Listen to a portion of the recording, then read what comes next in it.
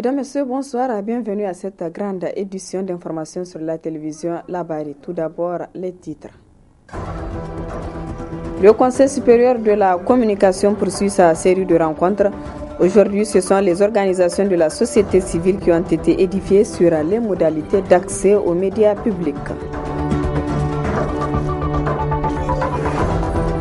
Les autorités au chevet des familles vulnérables, ces familles nigériennes vont bénéficier de petits ruminants d'une valeur de près de 40 millions de francs CFA.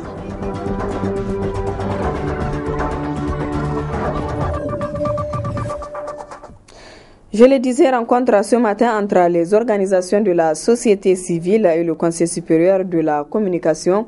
Objectif sensibiliser les acteurs de la société civile sur les modalités d'accès aux médias publics. Le reportage de Nafisa Zakou et Aboubakar Saleh.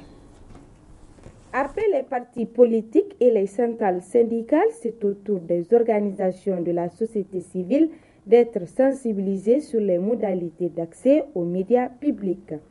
Si une association ou une ONG organise une activité et qu'elle souhaite obtenir la couverture de cette activité par les médias publics,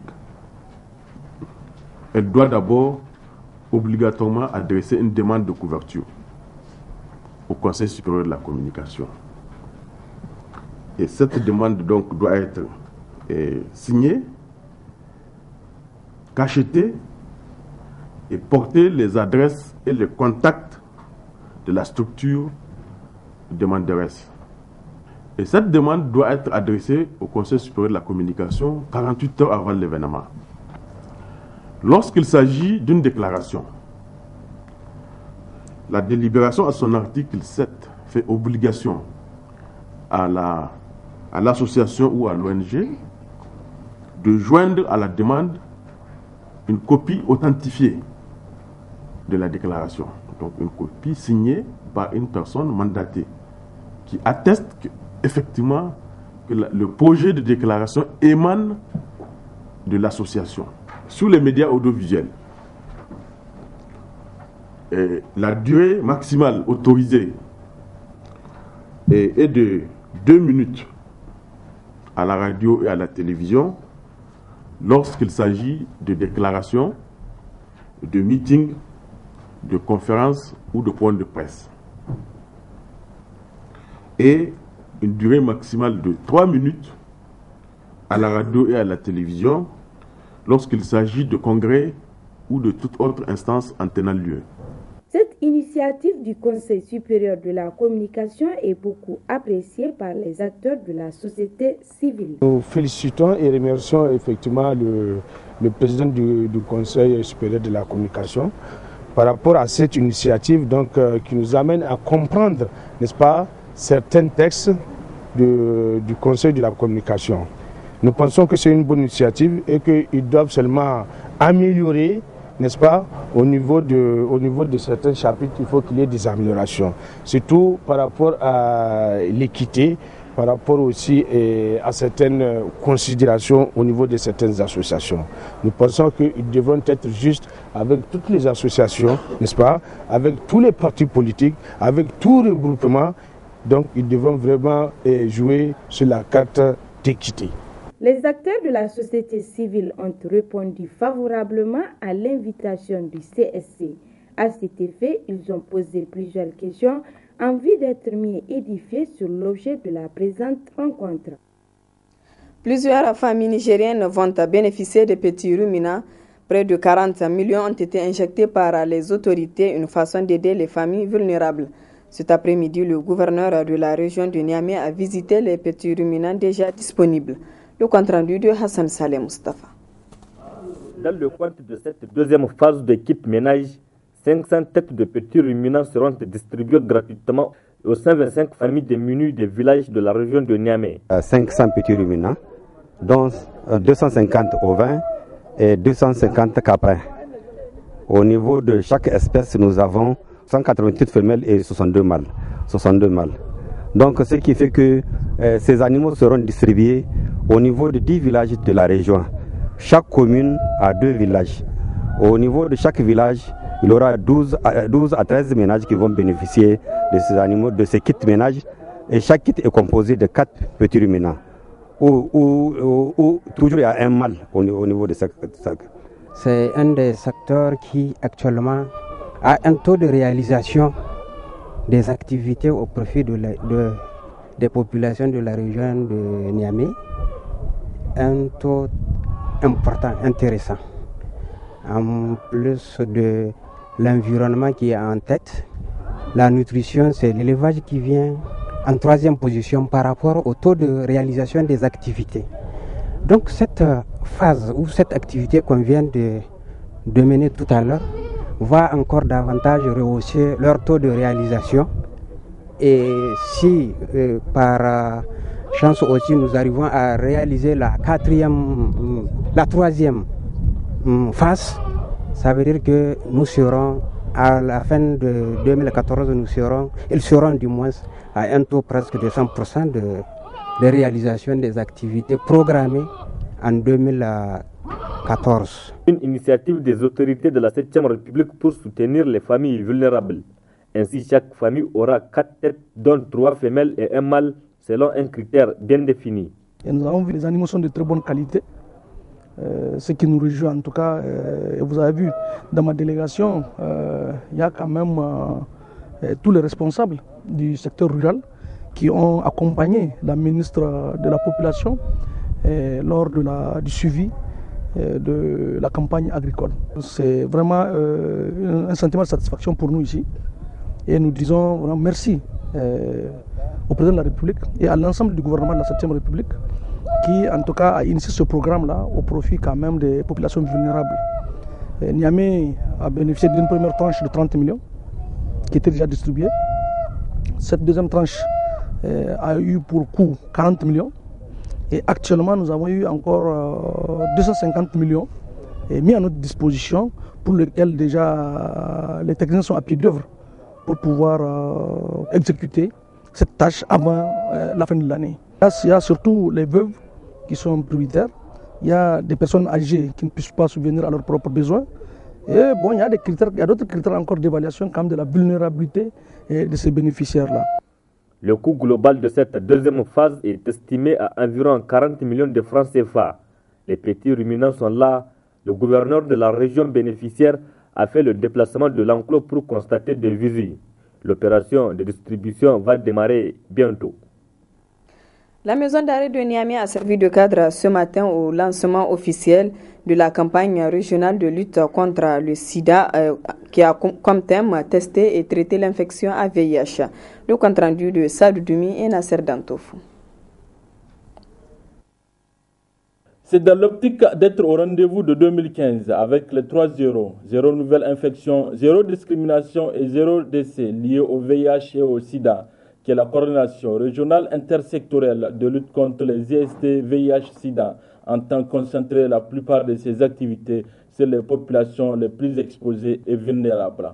D'où le choix de la maison d'arrêt de Niamey. Le choix de ces groupes n'est pas fortuit, car en dépit du recul de la prévalence du VIH-Sida dans la population générale, 0,4% d'après l'étude l'EDSN 2012, beaucoup reste à faire puisque certaines régions et certains groupes socio-professionnels présentent des prévalences élevées.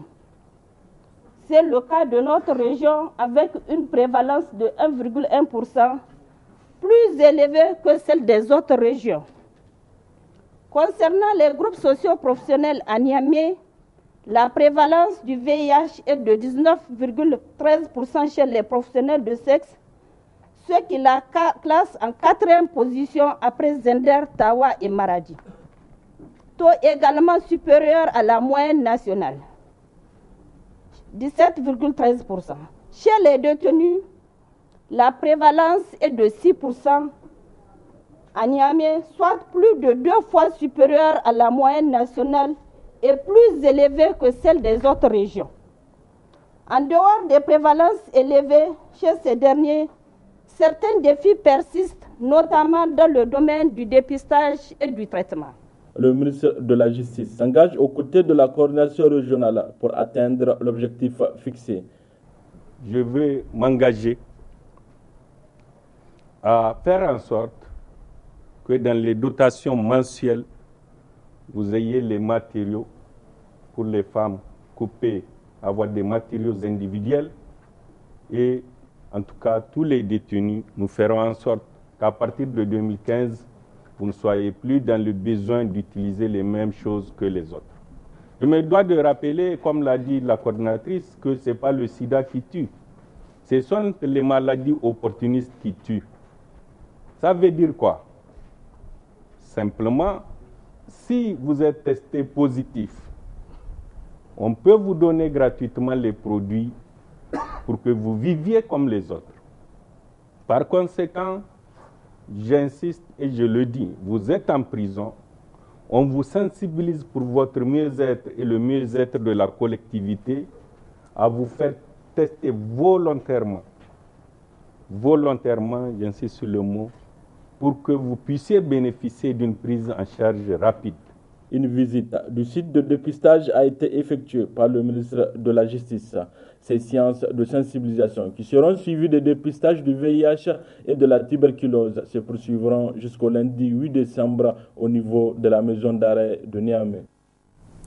Le volet reportage de ce journal s'intéresse à la consommation du tabac à chiquer, une tradition touareg qui n'est pas sans conséquence sur la santé du consommateur. Le reportage de Biba Dangoringo et Chebou Guissou. Tabac à chiquer, communément appelé damé, est connu au Niger dans le milieu touareg, mais consommé de nos jours par bon nombre de personnes. Le tabac à chiquer est consommé avec du natron. Il est donc un excitant comme les autres. Une fois la dose prise, les consommateurs se sentent soulagés et retrouvent leur forme. Je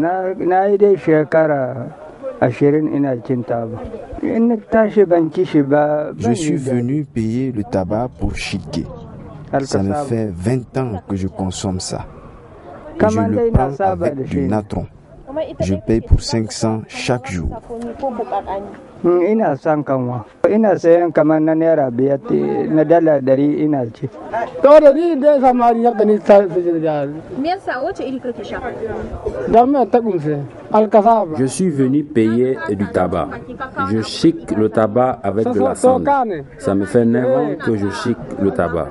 C'est juste un plaisir. Ni kawa bai min dadi zuciya zaka kama. Na gani kala tara yanzu. Burda ya kaga do mu taran manna. Mun za ka muna. Damé est produit dans certaines régions du Niger, mais une partie est importée des pays voisins. Sur le marché, le tabac à chiquer est disponible. Il est de plusieurs variétés et les prix diffèrent. Je suis vendeur de tabac. Ça fait 30 ans que j'exerce ce commerce. Il y a 3 sortes de tabac. Ça nous provient de Maradi, Tillabéri, Nigeria. Nous ne rencontrons pas de problème. Seulement, c'est le manque de marché. Je suis vendeur de tabac. Ça me fait 20 ans. Je vends celle de Tillabéri. Je vends le sac à 15 000 francs CFA. La moisson du jour, ça dépend. Cependant, tout comme la cigarette, le tabac à chiquer a des inconvénients sur la santé humaine. Dr Idi Iliassou explique. La consommation du tabac, que ce soit la cigarette sous forme de fumée, que ce soit le tabac à chiquer, a des conséquences néfastes sur la santé parce que c'est des substances qui détruisent l'organisme. À un moment, on les classifiait même dans les substances toxiques ou dans les fléaux sociaux parce que quand vous prenez de la tête jusqu'aux pieds, tous les organes peuvent être détruits. Et la principale conséquence de la cigarette, quand même, c'est le cancer. Et le cancer, on sait que c'est une maladie. Quand elle survient, elle est fatale. Ce type de tabac est consommé généralement par les personnes adultes. Cependant, très peu de jeunes s'y intéressent.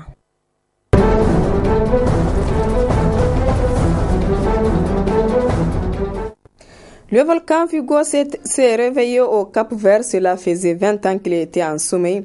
L'éruption a fait beaucoup de dégâts. Il a fallu évacuer des villages. Suivez. Ces maisons sont totalement avalées par la lave, une masse fumante et incandescente qui avance doucement mais sûrement. Depuis 20 ans, le volcan Pico de Fogo, sur l'île Fogo de l'archipel du Cap-Vert, n'avait eu aucune activité. Il y a eu une évolution dans l'éruption. Les explosions se sont arrêtées et la lave est apparue. Et ça a une répercussion sur la vitesse de la coulée de la lave. Depuis samedi soir, le Pico de Fogo crache de la lave en continu. Elle descend vers la ville de Chao das Caldeiras, où l'évacuation des quelques 1000 habitants a commencé. Dans les villages voisins, la lave est déjà là et il n'y a plus rien à faire. Il n'y a pas de mots pour décrire précisément ce qui arrive en ce moment à Portela. L'entrée du village a disparu. L'entrée du parc naturel n'existe plus aujourd'hui. Un plan d'urgence de la protection civile a été déclenché. L'aéroport de Fogo est actuellement fermé. Mais après une deuxième explosion dimanche, beaucoup d'habitants avaient déjà quitté la zone sans attendre les consignes des autorités. Voilà, mesdames, messieurs, ici s'achève ce journal. Merci à vous de l'avoir suivi.